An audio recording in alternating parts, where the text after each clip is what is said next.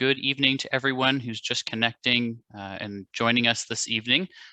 We'll give everyone a couple more minutes to connect and get settled before we jump into this evening's public open house.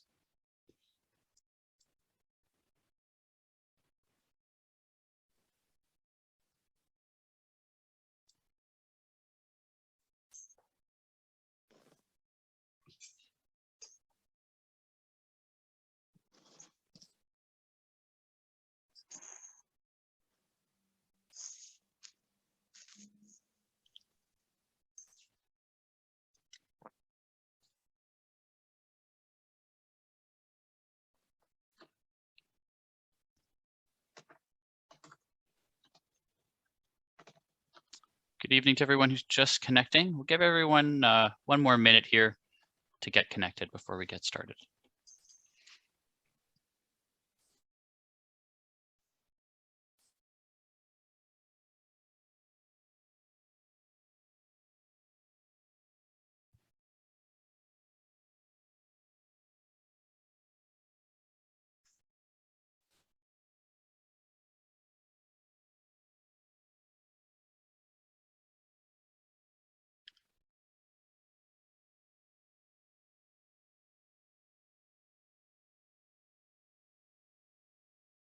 All right, well, perhaps we can get started with some introductions and some housekeeping items while a few more people trickle in.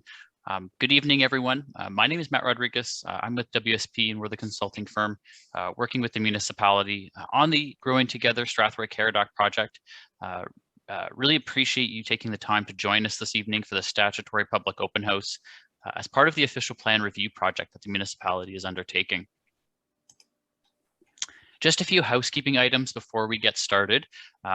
We do ask that you remain on mute until the Q&A period, when we'll call upon those who raise their hand or indicate that they wish to speak.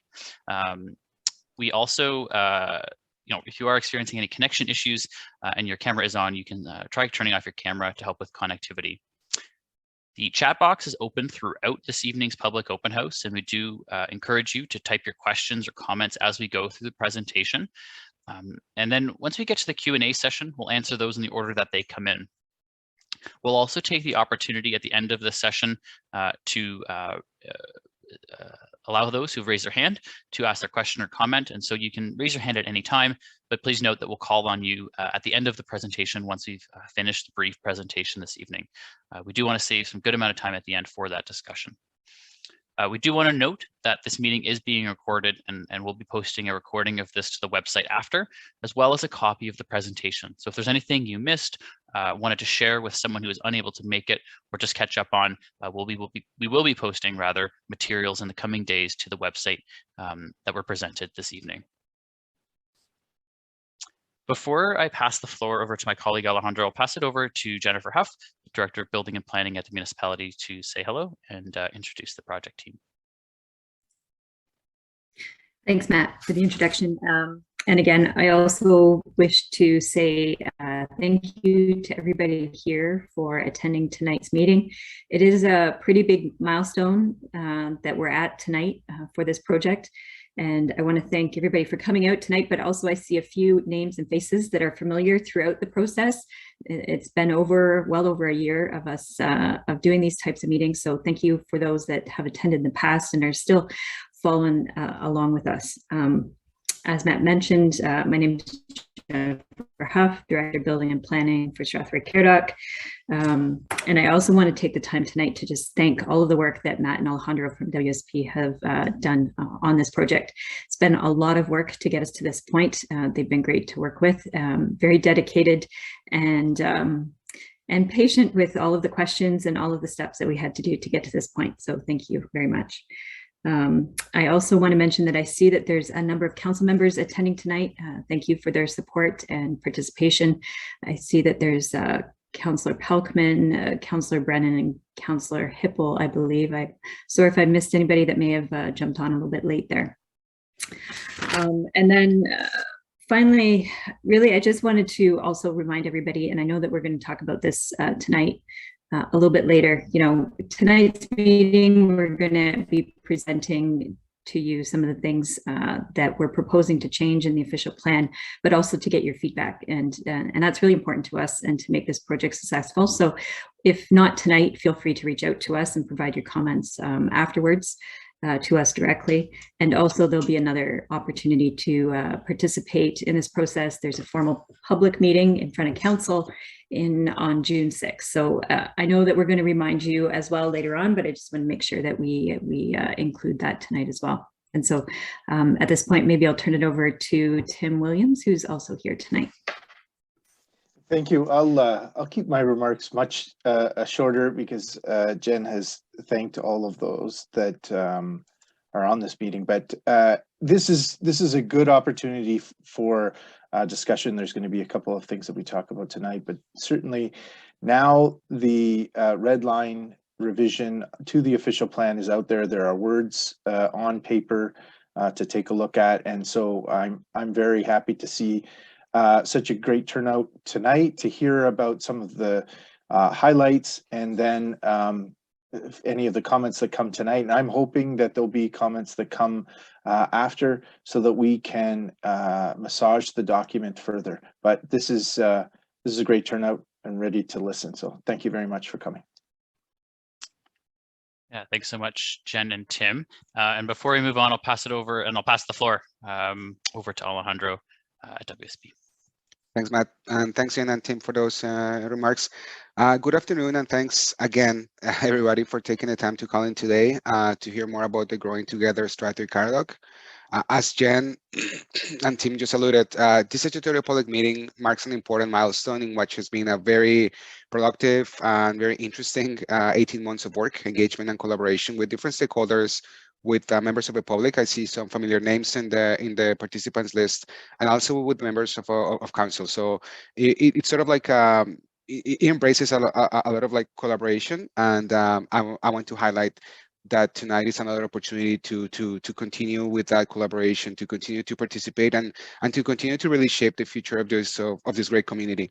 So without further ado, my name is Alejandro Cifuentes again, and I'm a project manager with WSP, and I am the lead consultant for the official plan review project for the municipality. Tonight, basically, we're here to introduce the red line official plan and to seek your feedback and input on key changes to this document. We also want to identify further changes that might need to be considered as part of this update. And we want to provide the participants with an update on the Growing Together Strathroy-Caradoc project as a whole, not just this piece of a project, but also the different components that are happening parallelly and at the same time. Excuse me, my throat is been hurting for a while, so I'll be trying to clear off every now and then. So I apologize in advance for that. The meeting today will be organized in 4 different parts, in which we will be providing you with an update on where we are in the Growing Together Strathroy-Caradoc project.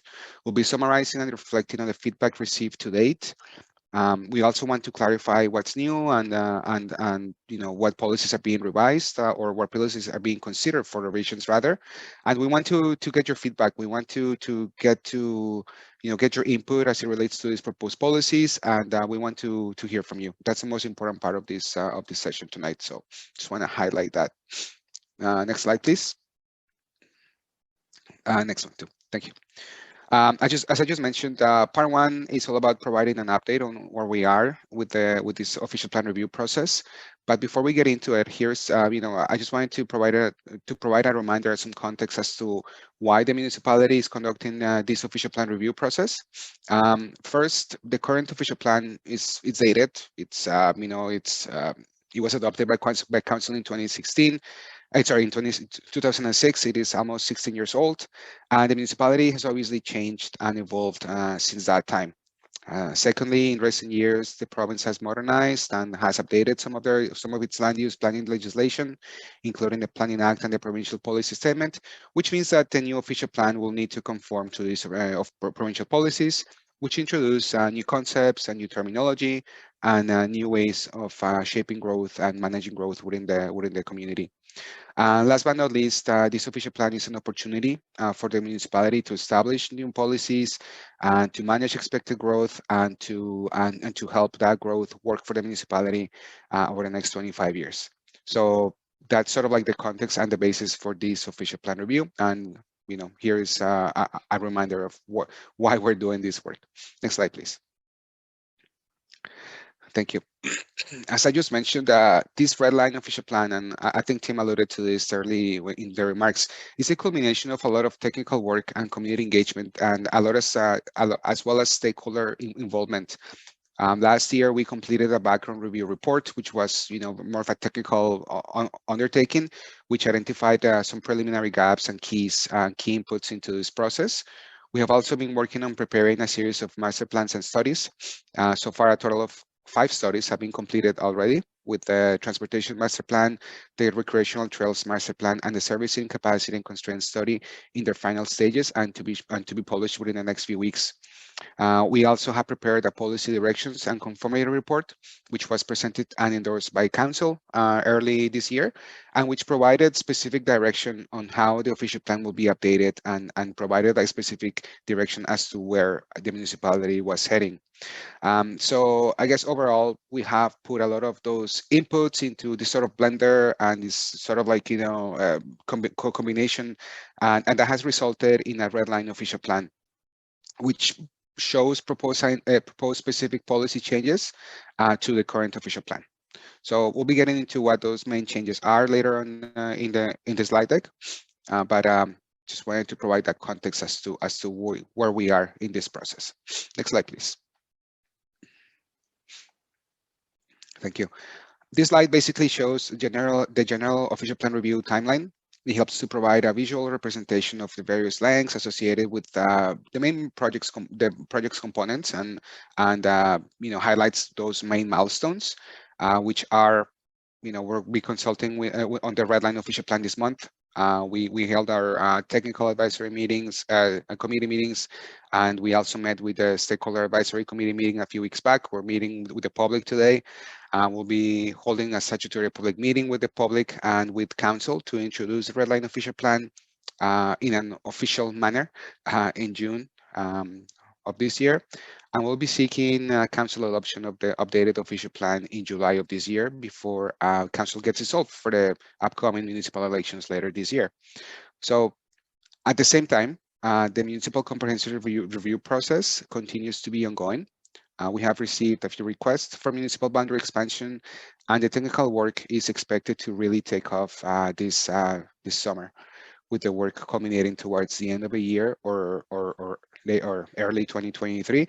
And the next few slides will speak to this process in more detail, and we will explain what the comprehensive review does versus what this official plan, what this red line official plan really does. So we'll explain what those differences are. Next slide, please. Thank you.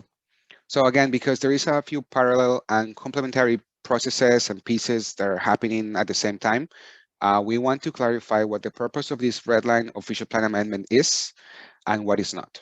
So this official plan amendment is going to be implementing recommendations from the master plans and studies, particularly those related to the parks, housing, employment, and commercial land studies, as well as some preliminary recommendations arising from the transportation master plan, for example, and some of the infrastructure components of the infrastructure constraints and capacity study, excuse me.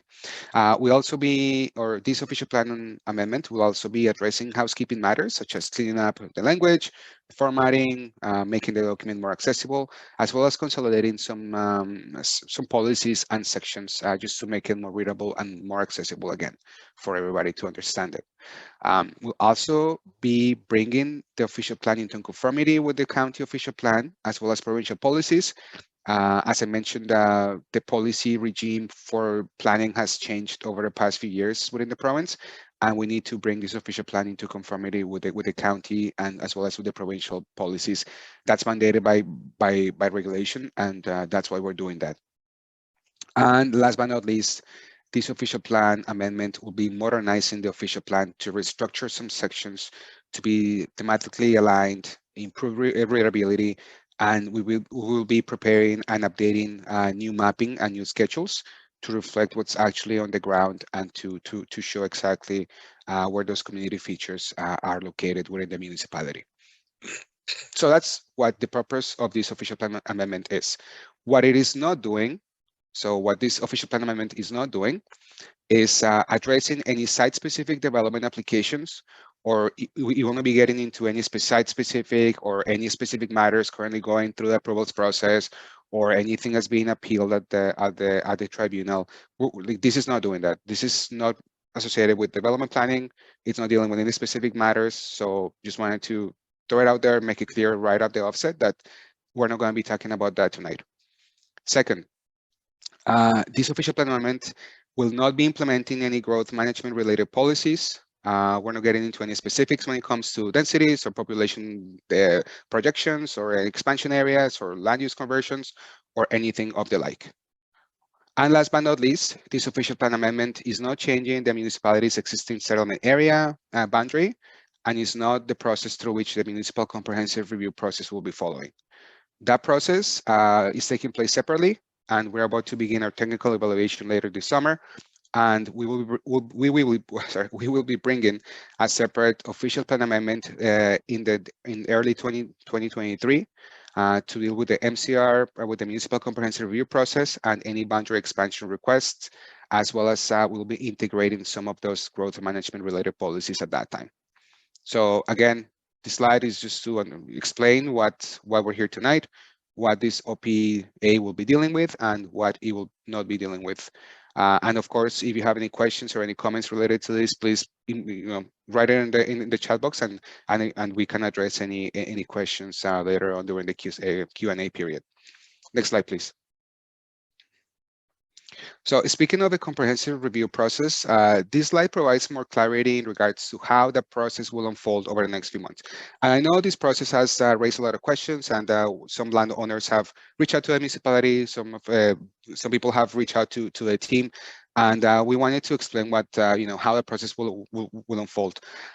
So the municipal comprehensive review built on the land needs assessment and the employment land study and the official plan review process. So it's not coming out of thin air. It's been ongoing for the past, I will say, 3 years now, almost 3 years. And this will determine whether there is sufficient land to accommodate residential and employment growth to the year 2046, which is our planning horizon. It may determine and conclude that an expansion or adjustment of a settlement area boundary could be needed, or it may not be needed. We don't know that yet. We'll go through an evaluation process, and we'll be conducting a preliminary assessment over the next few months. We'll be conducting a more formal evaluation, more technical evaluation in the fall. And we will be preparing a planning justification report to summarize our findings. And if we need to propose any changes to the official plan thereafter, we will be doing that through a different official plan amendment process. And again, this process is expected to continue and to really begin late spring or early summer this year. And you'll be taking us all the way to Q1 of 2023. So that, in a nutshell, is what the municipal comprehensive review process is doing. And next slide, please. And that process will basically be applying to candidate lands immediately adjacent to the settlement areas of Strathroy and Mount Brydges within the municipality, which are shown on the screen. So again, just to provide some context of what that is and which sort of like settlement areas or what areas of the municipality are going to be impacted by that, or potentially impacted or not, by that comprehensive review process. Next slide, please. Okay, so going back to the main reason why we're here tonight, the red line official plan. So this process really goes beyond any typical official plan review process. It includes, as I already alluded to, various inputs and key drivers, such as the 8 master plans and studies, which will be guiding infrastructure and budgetary decisions over the next 25 years for the municipality and beyond. And it will also be, and those inputs will also be informing and have been informing and have informed really technical work and policy requirements for the new official plan. So that those inputs have already been incorporated into what you will see later today as part of the proposed changes of the red line official plan. The list of topics is very comprehensive, as you can tell by the screen, but it gets into, essentially gets into recreational trails and parks, fire station locations, plumbing, lands and commercial systems, and review, transportation, housing, and infrastructure. And it is also worth mentioning that as part of this review, we have also looked at other topics, not just the 8 topics, listed on the screen right now, but we'll also be tackling environmental issues or environmental policies, natural heritage. We'll also be looking at cultural heritage policies, economic development, climate change, and obviously indigenous as well as indigenous relations and policies. So we're not leaving ourselves just to review these 8 topics on the screen. It's more of a comprehensive, more integral and a more robust official plan review process. Next slide, please.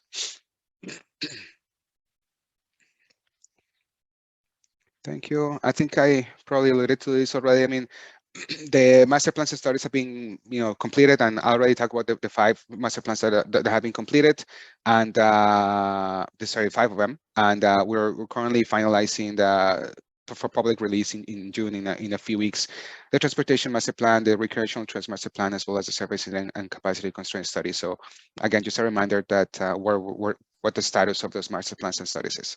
Next slide, please. Thank you. Next slide. Might as well just. Thank you. So part 2 of this slide deck is all about summarizing and reflecting on the feedback received to date.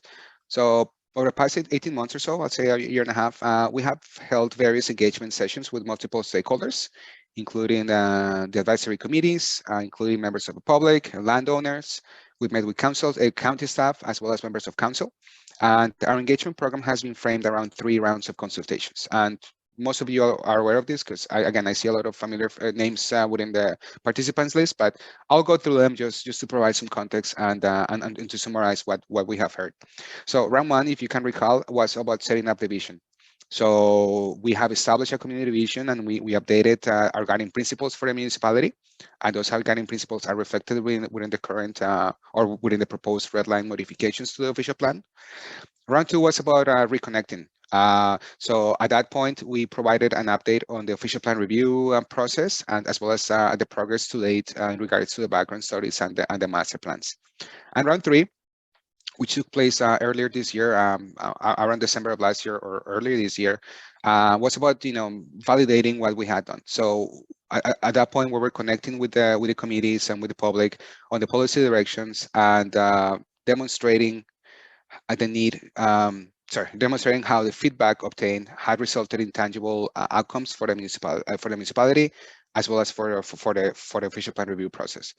So throughout this program, this engagement program, we have also been very active in engaging with the community through various newsletters, mail outs, radio ads, as well as updating and maintaining content on the project website, which we'll provide a link to at the end of the presentation for you to visit and for accessing any related materials throughout that we have dealt with or we have produced throughout the program or the project.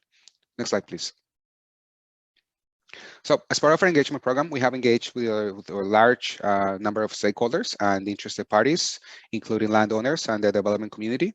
We have engaged them through meetings, as well as through public open houses, workshops, and obviously statutory notices.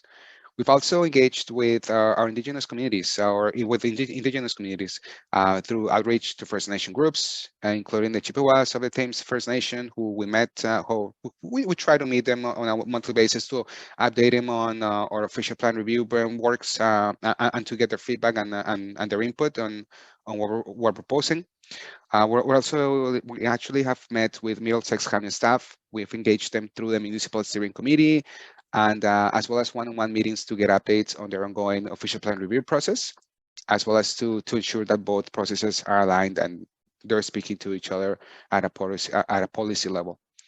And we've also met and engaged with agency and municipal staff through the formal project committees, community members through virtual open houses such as tonight, workshops, and the website and other related communication materials. And last but not least, we've also obviously engaged our municipal council through council meetings, as well as regular council updates every milestone of a project. We've obviously have reported to council, and we have kept them appraised of how everything has been going to date. Next slide, please. So all these meetings, all these sessions, all these materials, all this outreach, and all these many hours of engagement have resulted in a series of themes and discussion topics, such as the need to equip the municipality with tools to plan and respond to future growth, including infrastructure and community services and facilities, for example. We've heard that there is a need to reflect the unique context of Strathroy-Caradoc. So, for example, we have different communities within Strathroy-Caradoc, each of them with their unique needs, their unique desires, and the unique context. So we have tried to really portray it and to apply those unique contexts to the Red Line official plan, for example. We've also heard that there is a need to respond to pressures that the municipality is facing, including housing, for example. It's a big issue, and it's an issue that not only applies to the municipality, but I think it applies at a country or at a national level, really. As well as managing growth and dealing with climate change, another one of those topics that's really top of mind.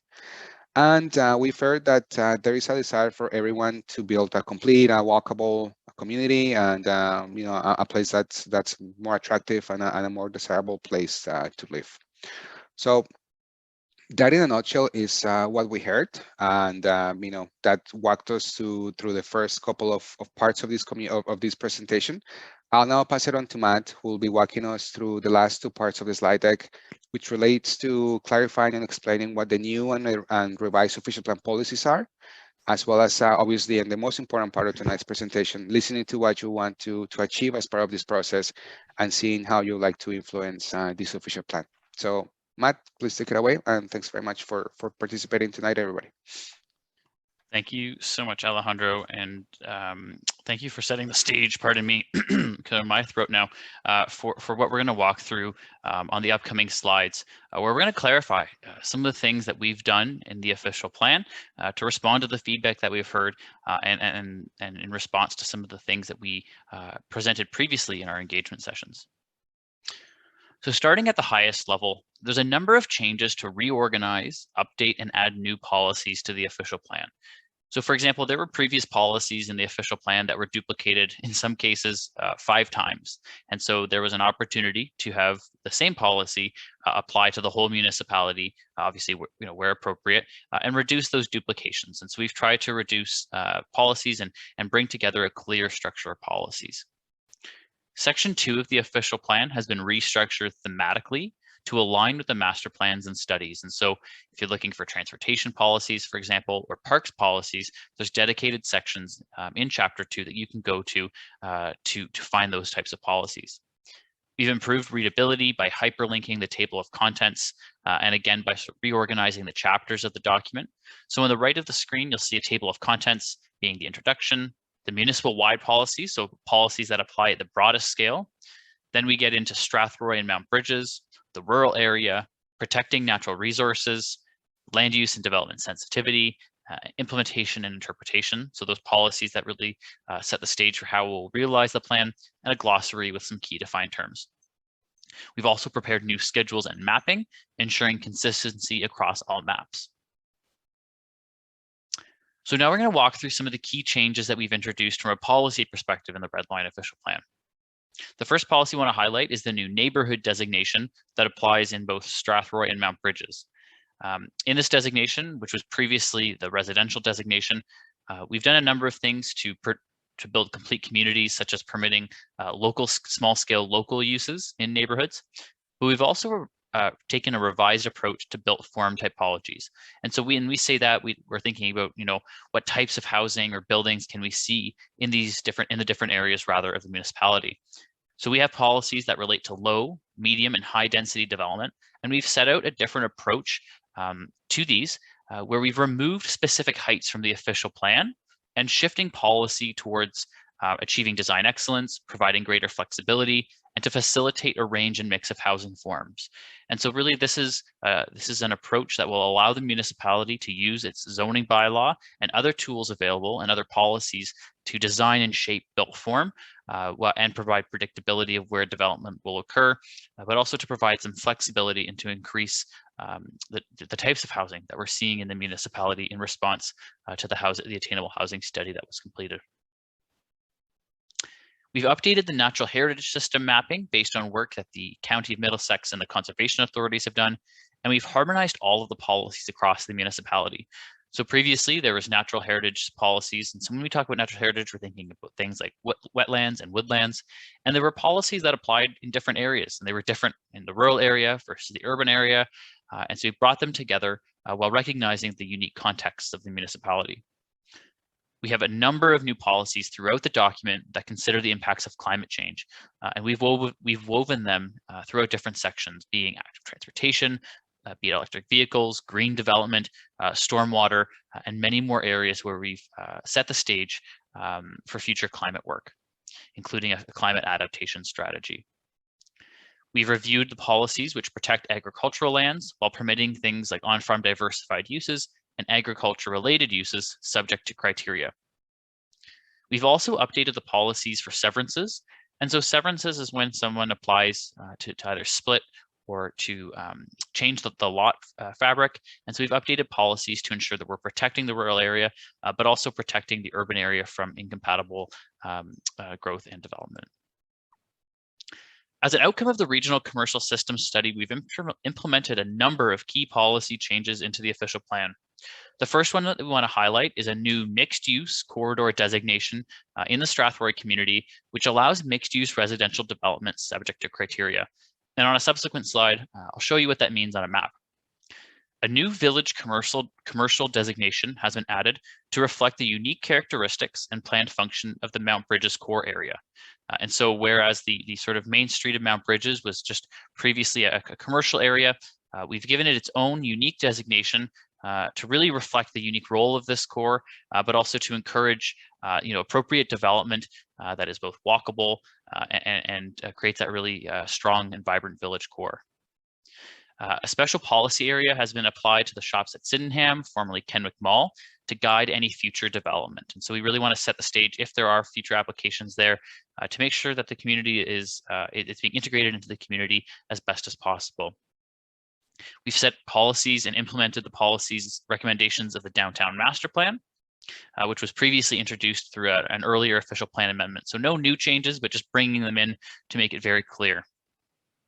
We've also changed the permitted uses in the commercial designation, which applies to areas in both Strathroy and Mount Brydges, to protect them for commercial uses, while setting up criteria for applications which propose to convert lands within the commercial designation. And so we really want to protect commercial lands for commercial development.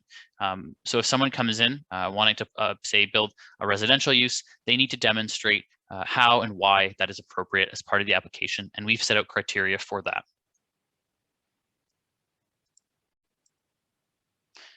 Looking to the employment land study, a number of key recommendations came out of this. Firstly, we've updated policies to protect urban employment areas from conversion. Again, we don't want people coming in and building inappropriate or incompatible land uses in employment areas. We've revised permitted uses within the urban employment designation. And again, this applies to lands in Mount Brydges and Strathroy to prohibit major retail uses, permit employment supportive uses such as daycares, gyms, and takeout restaurants, and also to ensure that employment areas can accommodate knowledge-based sectors in addition to traditional industry. And so we've recognized that the industrial base of the municipality is evolving, and the employment base rather. And so we want to make sure that we're not just we're limiting the types of employment that we're seeing in urban employment areas. We've also added a new special policy area that applies to the Albert Street Industrial Park south of the railway tracks to recognize some unique development constraints on the other side of the railway tracks there. Coming out of the attainable housing study, a framework of building typologies which support missing middle housing forms has been introduced. And so when we say missing middle, we're thinking about things other than single and semi-detached and sort of standard walk-up townhouses. We're thinking about triplexes, quadplexes, small walk-up apartments in appropriate locations, apartments and other taller forms to provide a range of housing types for the community.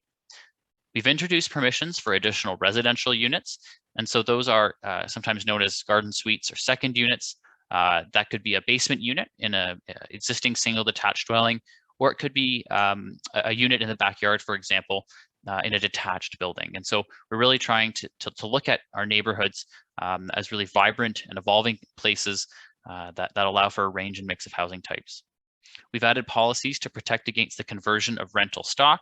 So if we have existing rental housing, we really don't want to see that being converted.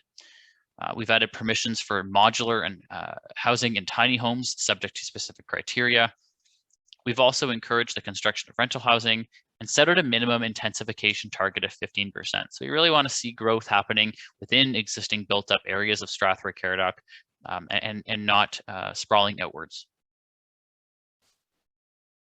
The Parks and Recreation Master Plan set out a number of key recommendations, include an updated hierarchy of parkland, being neighborhood parks, community parks, and major parks. It also set out policies related to parkland dedication and minimum active parkland targets. And really, this allows the municipality to work with developers to ensure that parkland is dedicated and provided to the municipality as part of development, so that we can ensure that parks are in place to support the communities of Strathroy-Caradoc. We've clarified the uses that are permitted in the recreation open space designation, just to make sure that there is clarity in terms of the types of facilities and amenities that are provided. Looking to the transportation and recreational trails master plans, we've introduced policies which support the implementation of each of these master plans. And so these master plans will have a number of recommendations and key changes that related to trails and transportation respectively, and the official plan is a key tool to support their implementation. We're also requiring sidewalks as part of new development and reconstruction of roads, introducing policies related to traffic calming to ensure safe streets, as well as policies which support the future study and introduction of public transit in the community. Last and certainly not least, policies have been added to secure trails as part of development. The servicing capacity and constraint study, which, as Alejandro mentioned, is just being finalized, will have a number of recommendations, but we've also taken a broader look at some of these servicing and infrastructure levels. For example, we've harmonized stormwater management policies, which apply across the municipality, again, applying a climate change lens to these to make sure that the municipality is ready to handle more severe and significant storms, for example. We've added policies to coordinate the installation of new broadband infrastructure with municipal road reconstruction projects and other major development opportunities. So if we're already digging up the road, it's a prime opportunity for the municipality to work with service providers to introduce broadband where it might not already be. Additional criteria have been added regarding the use of partial services. And so when we say partial services, we mean a lot rather that is either serviced by municipal water or municipal waste, but also has private services for waste or water, whichever the opposite. And we really want to limit the opportunities for those to ensure no negative impact and that future fully serviced development is not precluded. Last, we've added clarity that private servicing is also limited to conventional systems, and this is to help make sure that private servicing is appropriate for development and meeting the needs of each development. So I'll point to a couple key changes on some of the maps, and I'm going to use my little red laser pointer here to help highlight a couple of the key changes that I walked through earlier. So in the community of Strathroy, I'll start by highlighting the neighborhoods designation, which is this yellow area. It certainly applies to the largest amount of area in Strathroy, and there aren't many changes to the extent of that. So there shouldn't be any surprises of what's considered a neighborhood. The new mixed-use corridor designation, which is shown in orange, is applied to stretches of Metcalfe Street and this stretch here of Caradoc Street South. These areas were previously within a commercial designation, but what we're allowing is some flexibility for people to be able to build residential in this designation, subject to further study. I mentioned the urban employment designation, and actually I should go back to the mixed-use corridor. These two areas are really key to the municipality. They provide sort of a gateway into the community, and namely into downtown, and will provide a nice transition into and out of downtown. The urban employment designation is this purple area. Again, no major changes to the extent of it, but updated some of the key permitted uses in those areas. As I mentioned, we'd applied a special policy area here just south of the railway tracks. These lands are very constrained by things like environmental features, but also road access. And so we want to make sure that development can't just happen on a whim. There has to be some further study should development want to proceed. Last and certainly not least, we've applied this special policy area number 9 to the shops at Sydenham to guide any future redevelopment plans that that landowner may have. Turning now to Mount Brydges, again, the same neighborhoods designation continues to apply. No changes to what that, the extent of that. The village commercial designation is this really bright pink color and applies to the core area of Mount Brydges. No changes to the extent of that. The open space designation has changed within Mount Brydges. We've applied it to reflect natural features that were previously within just a general residential designation. And so we've updated the mapping of the open space designation to be consistent with Strathroy. Last, and just because we're not going to look at the other map, we spoke briefly about the agricultural areas and some of the key changes that we did there around some of the permitted uses, and those areas are shown here in brown. So that's enough talking for us for today.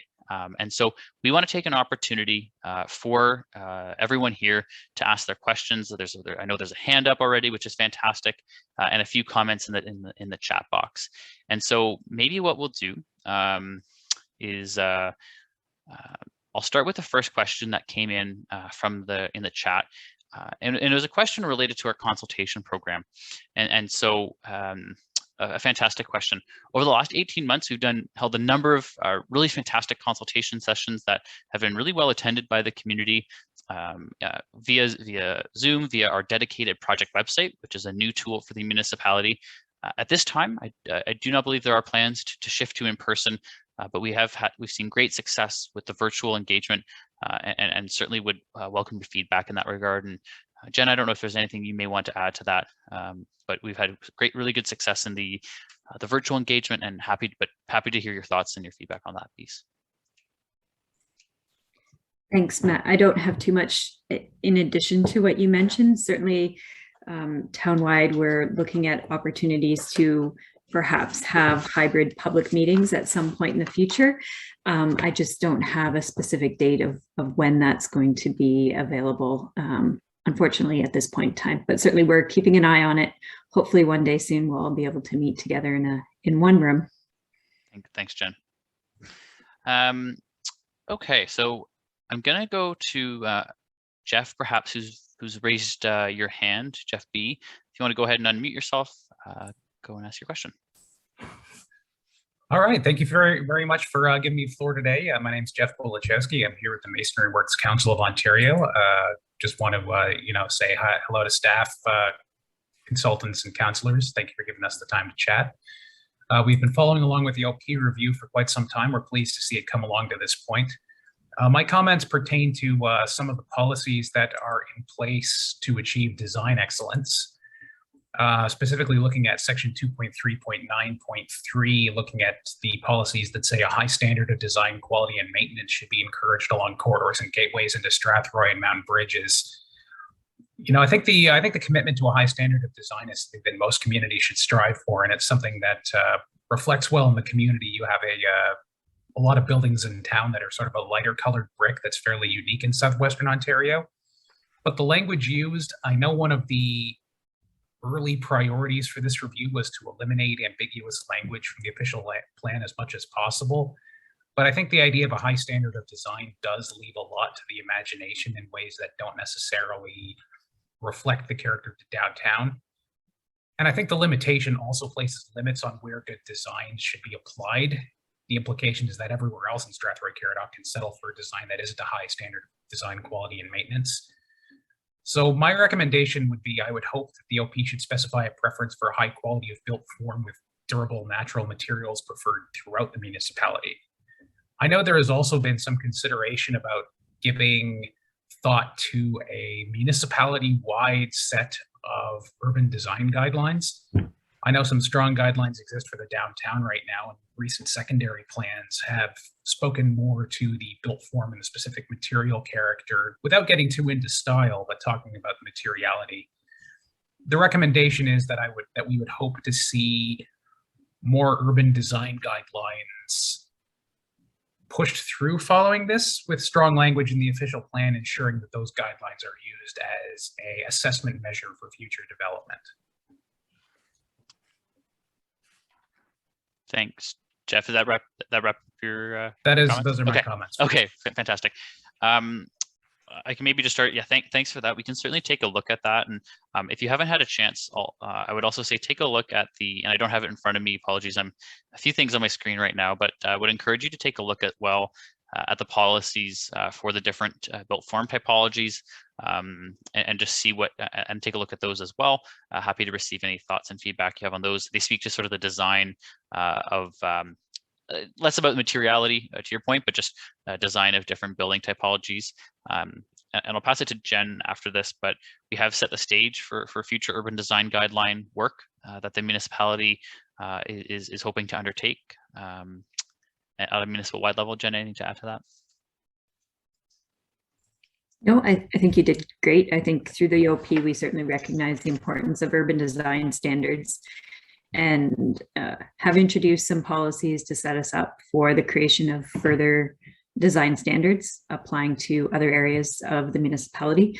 There might be opportunity to clarify that language. Certainly that's a comment that I can appreciate and recognize, and we can go through the document for that purpose for sure. Mm-hmm. Thank you for that comment, Jeff. So some great comments coming in the chat box.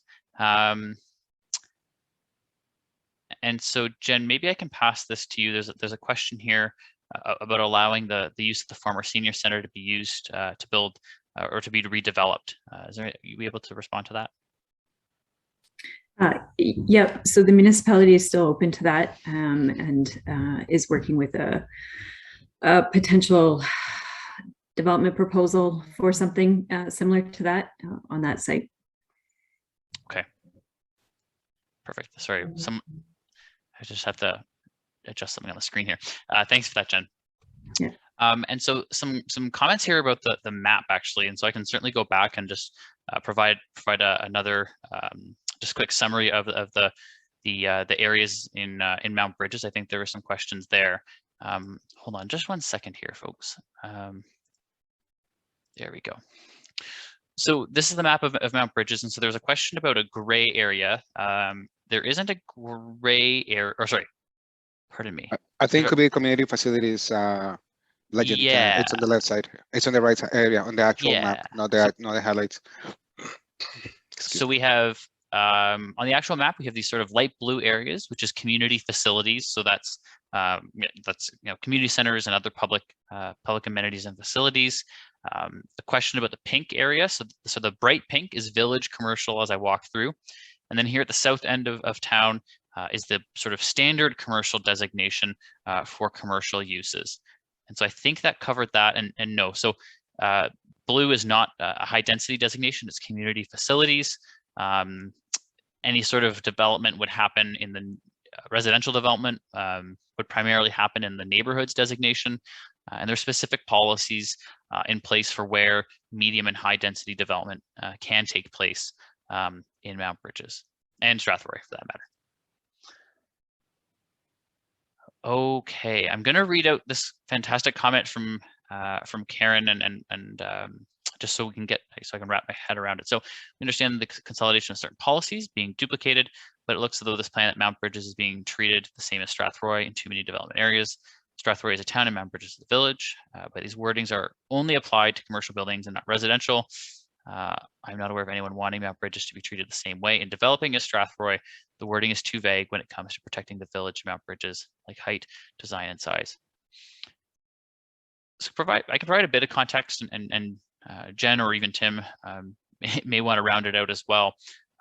Really, our intention here is to provide a harmonized framework for the types of policies that apply, but we also need to, as you note, recognize the unique characteristics. So we haven't applied, for example, we've applied this new village commercial designation, which is specific to Mount Brydges and, isn't calling for, really intense forms of development in Mount Brydges. We've set out policies, though. We do need to, one of the goals of this official plan and through the Growing Together project is to increase the types of housing that we see across the municipality.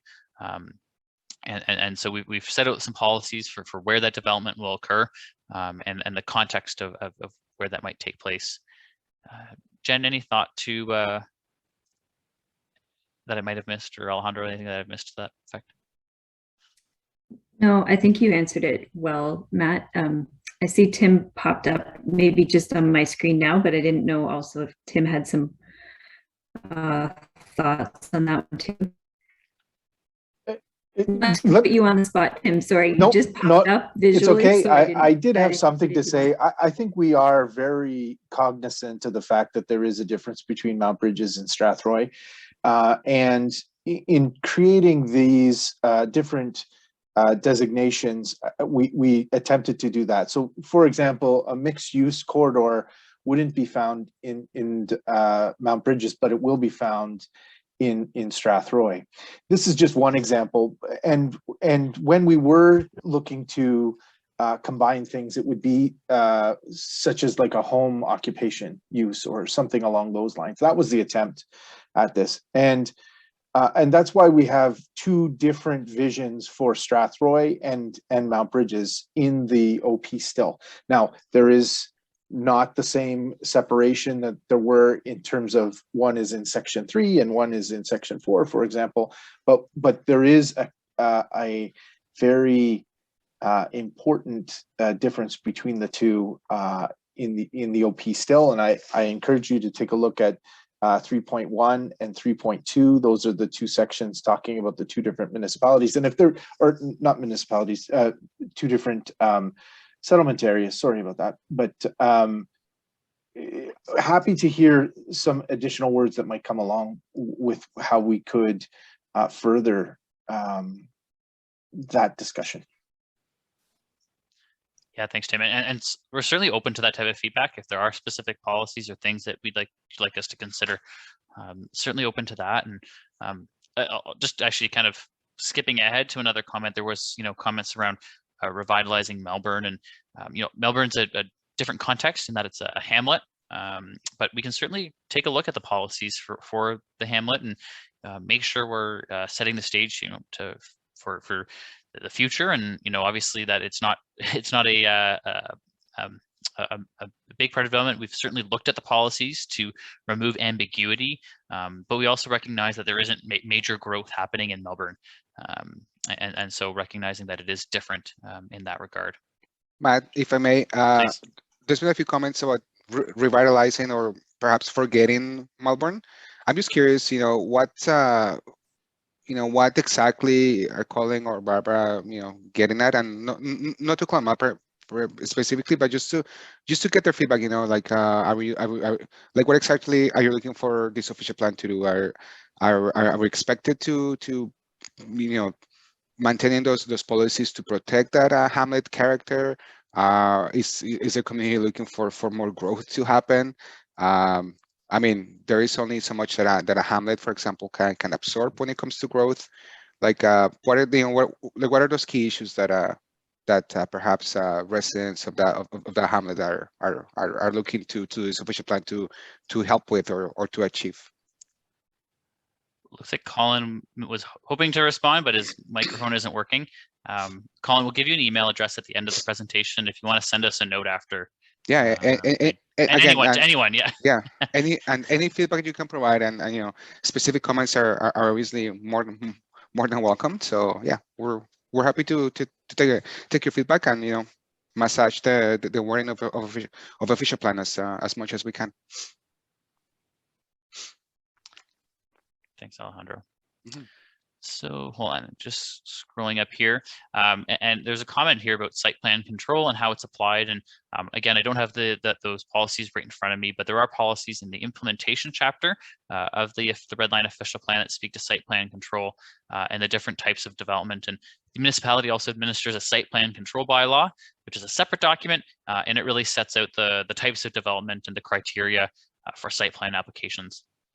I should add actually as well, and something that should have been added as well to this presentation, we've added a new requirement to the official plan to for developers to have pre-consultation and pre-submission meetings with the municipal staff team. That allows the municipality to really get ahead of issues, to require different studies or background information from developers prior to them making an application, so that when an application does come in, it has sort of gone through this sort of first pass and allows that sort of heightened level of review.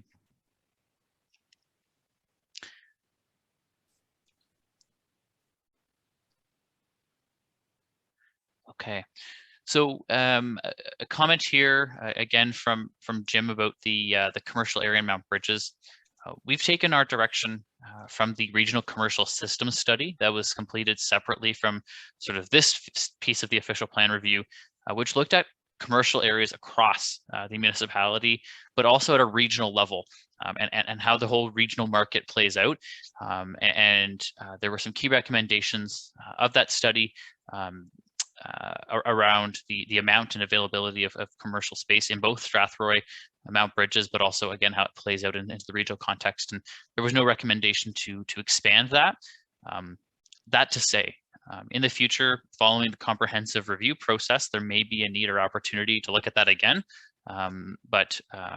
That's sort of a future step. But for now, as an outcome of that study, we've proceeded with the current commercial area. And I don't know, Jen, if there's anything you want to actually, or Alejandro. If I may, sorry, yeah, and I think, Jim, we all agree that the village is currently lacking commercial businesses, and it's been, it's got so much potential that what we wanted to do through this official plan review was to, specify and to clarify and to really update those village commercial policies to try to attract that, that commercial and have the village commercial area as that, obviously that focus and that node of commercial activity within Mount Brydges.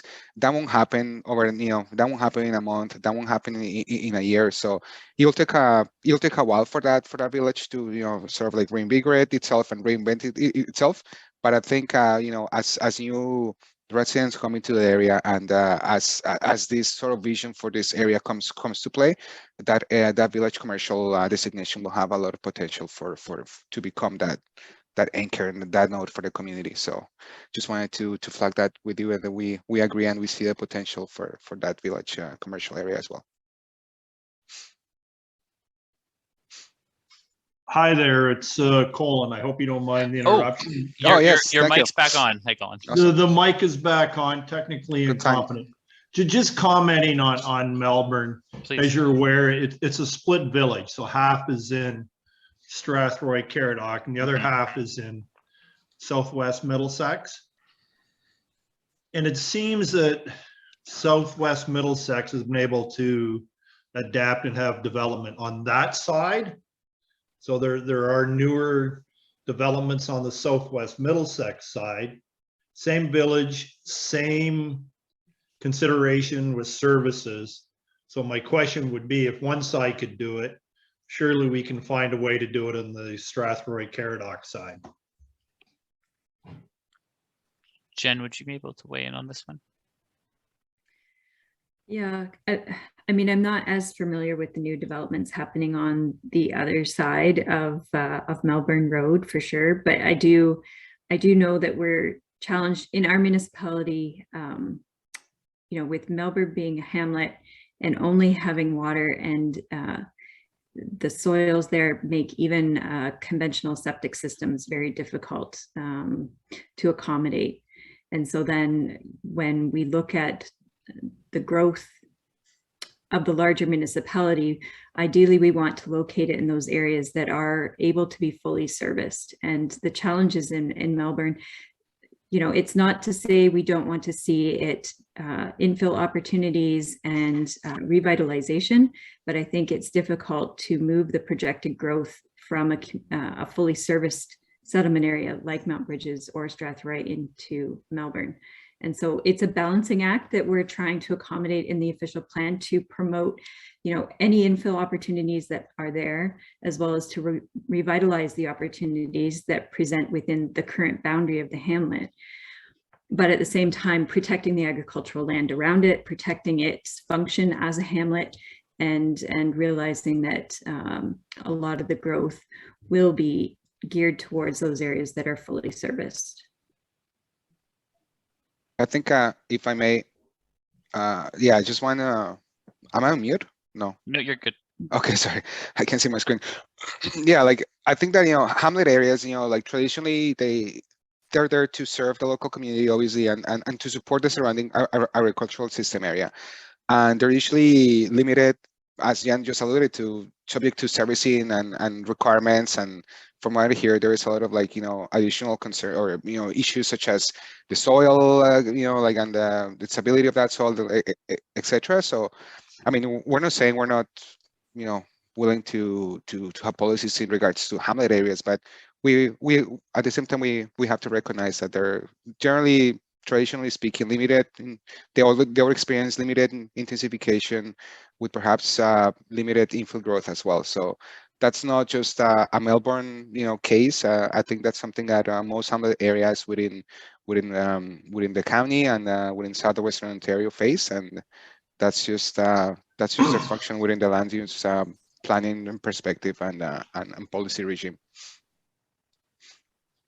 Do you have a follow-up, Colin, or did that answer your question? Well, more of a rhetorical comment. The soil doesn't change at Melbourne Road, so Southwest Middlesex has been able to accommodate, you know, development on there, and some pretty significant development on that side of the road.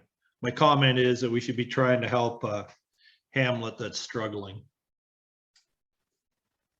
No, it's a good point, Colin, and certainly we'll review the policies.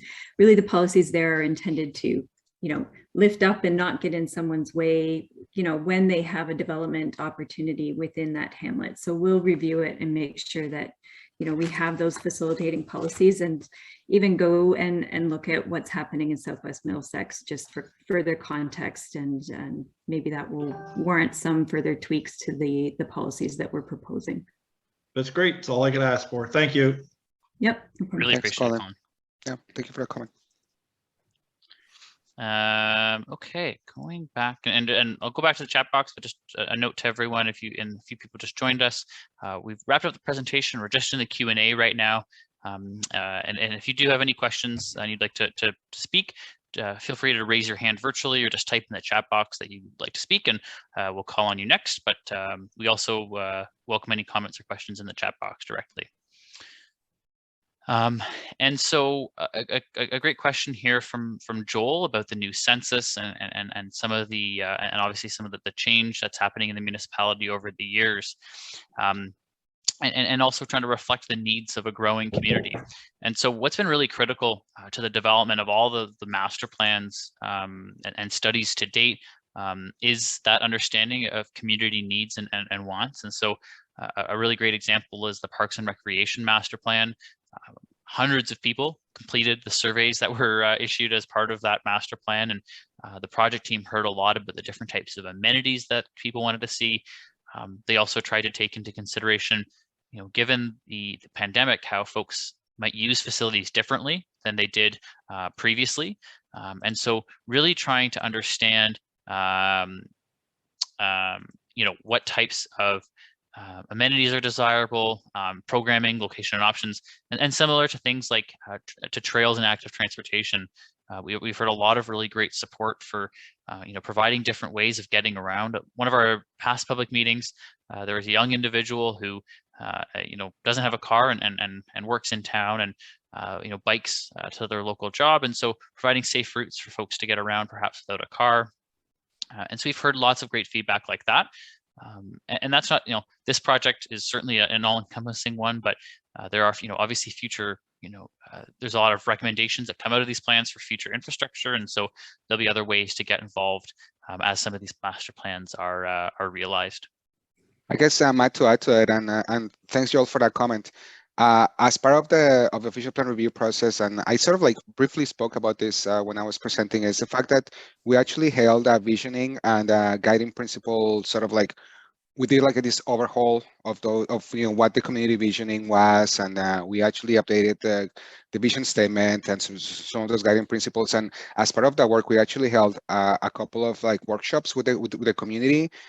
We actually held some, we had some meetings with members of council, and we're trying to get as much feedback and as much input from not only from the typical people that you see at these meetings. We're trying to outreach to the community. We actually had a survey that went out, and we were trying to capture all these different areas where the municipality or what residents of the municipality wanted Strathroy-Caradoc to evolve or to become, or to even maintain those values, whatever the case was. So that's been sort of completed as part of this process. And when it comes to programming locations and options, that's where Matt already responded to, and that's sort of like that was taken into account as part of the more of a technical work. But we this is the result as well of that visioning component of a project, which it was completed in early 2021. Perhaps it's a bit we already forgot about that, but that was part of the process as well.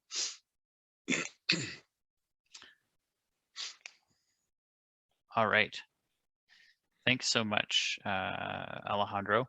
And all of the results, from all of the engagement is available, or for the Parks and Recreation Master Plan is available right now.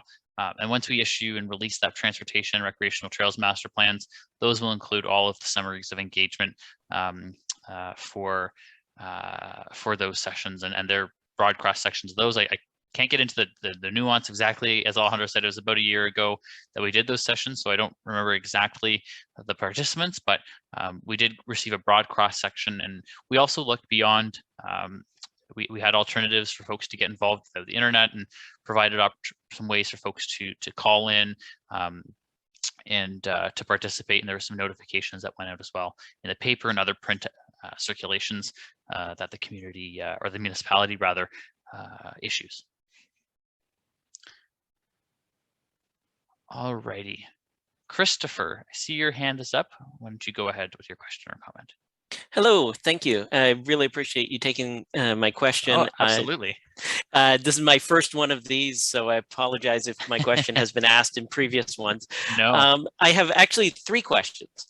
The first one involves the trails in terms of Strathroy has a wonderful set of trails through the center and up along the east side, but not as much along the west. And I should mention that I live at 498 Salisbury Street, so I'm sort of northwest corner of Strathroy.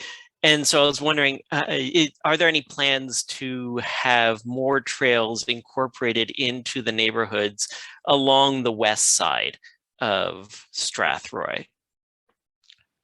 The short answer, yes. But stay tuned. We will be releasing the draft mapping for that in the coming weeks, and we look forward to you having a chance to take a look at that. Awesome. My second question, and it's really specific to Salisbury Park, but I was really encouraged to see the Salisbury Park mentioned in the Parks and Recreation Master Plan and the upgrade that's happening. I'm really, I have a couple kids, and we're really looking forward to the playground being upgraded. However, I'm looking at the 2.4.2 goals and objectives for the parks and recreation policies. And this is in particular to the soccer field there. So the goalposts are really worn down right now. The paint is they're rusting and the paint is peeling, and it says, I mean, the goals and objectives are to maintain public parks and recreation facilities to a safe and high standard, and to plan ahead in the provision of parks and recreation facilities to respond to community needs. So we're going to be having some high density townhouses being built right across from this park, and a big subdivision up there as well. And so I just wanted to find out, is there a commitment to maintaining that soccer pitch and keeping it up to date for everyone to enjoy?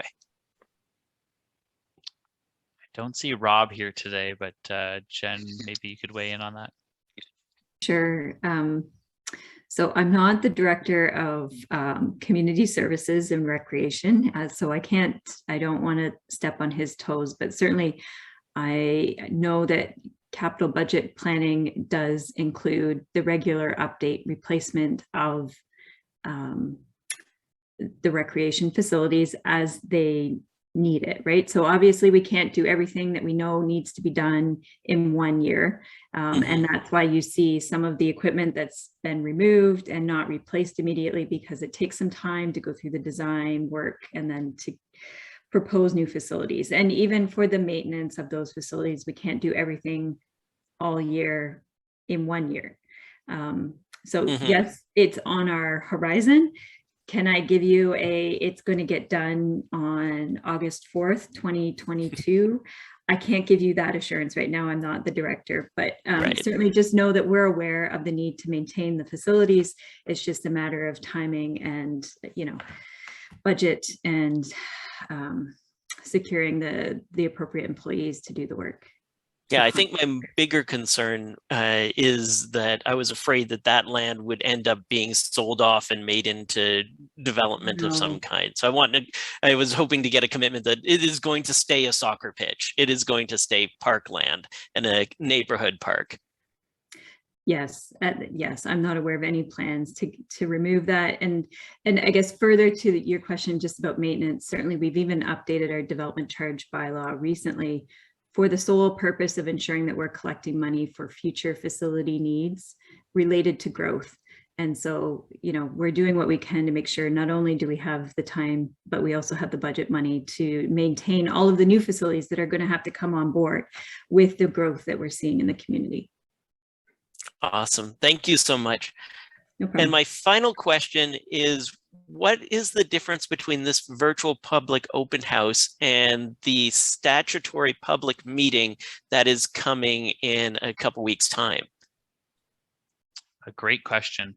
So today's public open house is just here, sort of a more casual and informal discussion to receive comments, feedback, answer your questions. The statutory public meeting is actually a meeting of council. And so it's a formal meeting.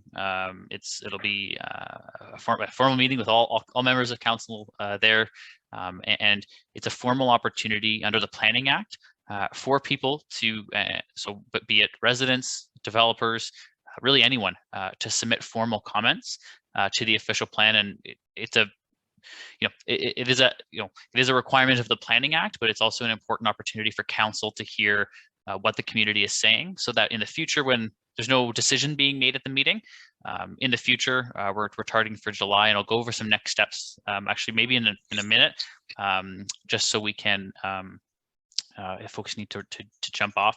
But before they make any decisions, to hear the feedback and to provide some input into the process.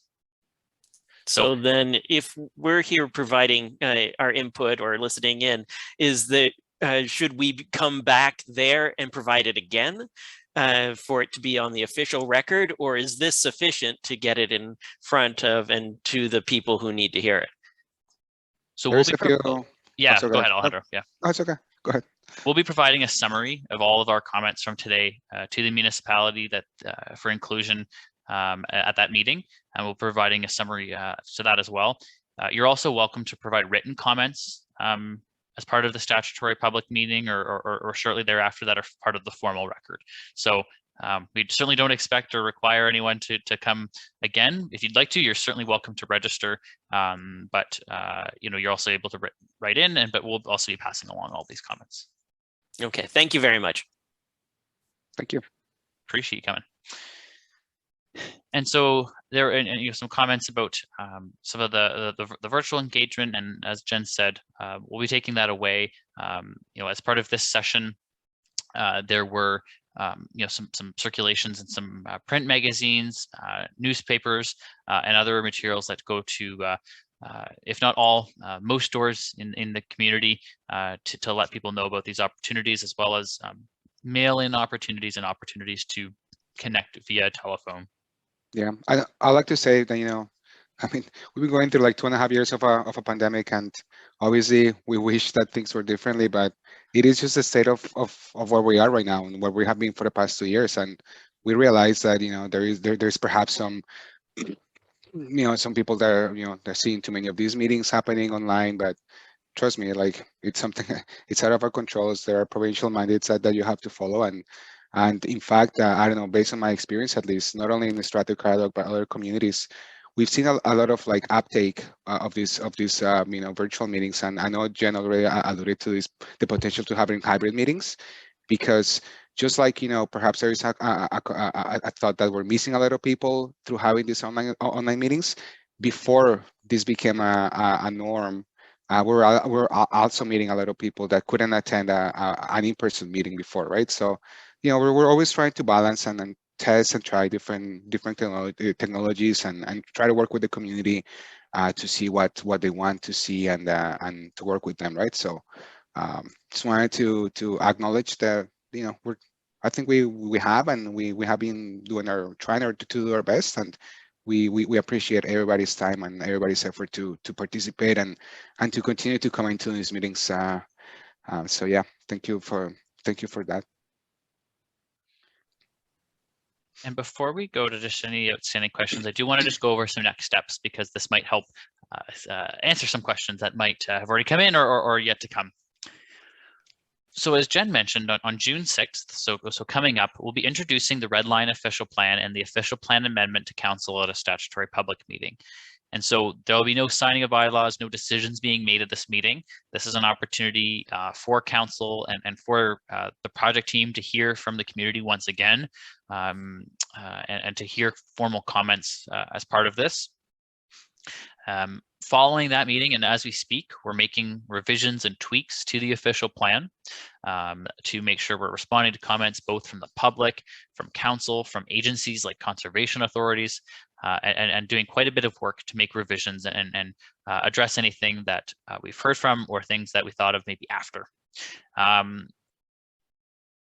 That is us working towards a deadline in July 2022, where then we'll be making a recommendation to council for adoption of the official plan amendment. Once that's done, it goes off to the county for approval and some future steps there. But from the municipality side, once that council adoption occurs, you know, this OPA is, you know, it's off to the county and onward from there. As Alejandro mentioned, we're continuing and we'll be continuing to work on the comprehensive review process once that's done and into early next year. As I mentioned, written comments are requested by June 13th, 2022. So that's about a week after the statutory public meeting. And so you're welcome to, and I'll provide the email address on the next slide, to submit formal written comments to the municipality by June 13th for us to consider as part of the final official plan. To submit your comments, you can email officialplan@strathroy-caradoc.ca. We also encourage you to visit the project website, which is growingtogethersc.ca, for both the latest project updates, opportunities to get involved, and learn about all the different projects we talked about today.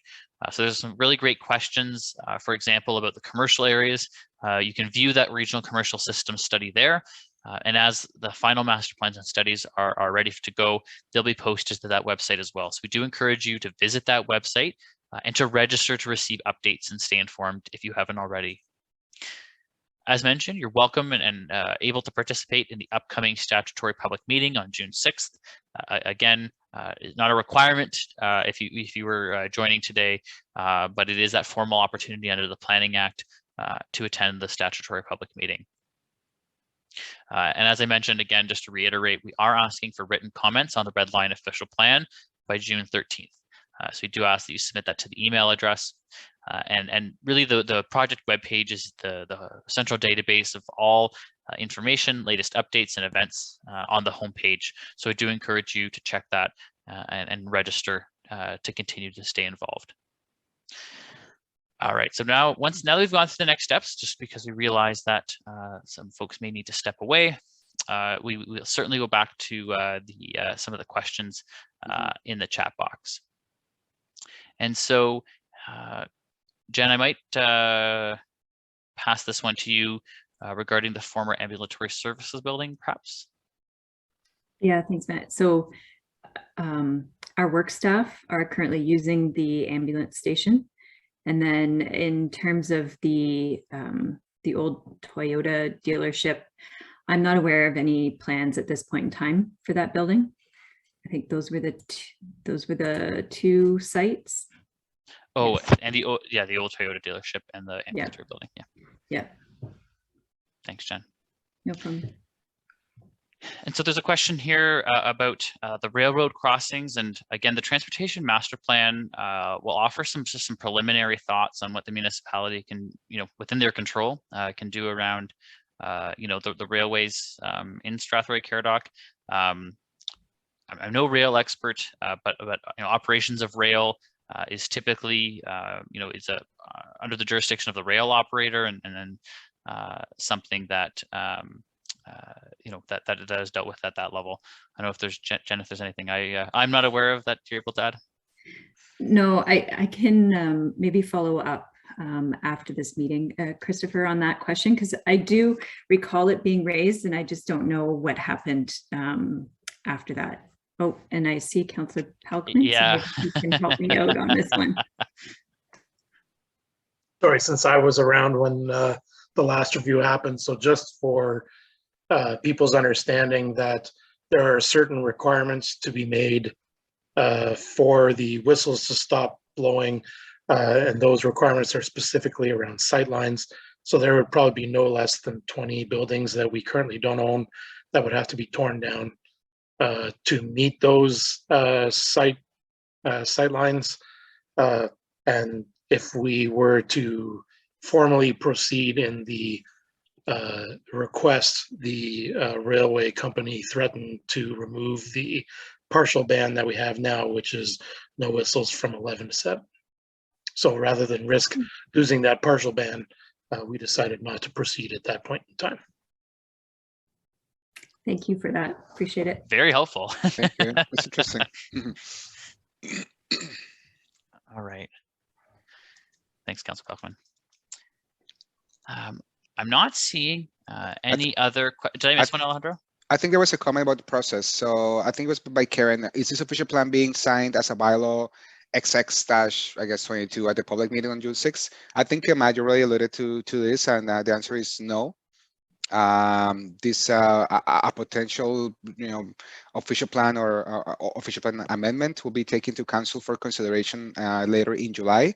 That will be the day when that official plan amendment bylaw gets signed, and then that will be adopted by council, and then that will be going after that to the county for formal approval later on in the year. So it's sort of it's a two-step process that will have to happen.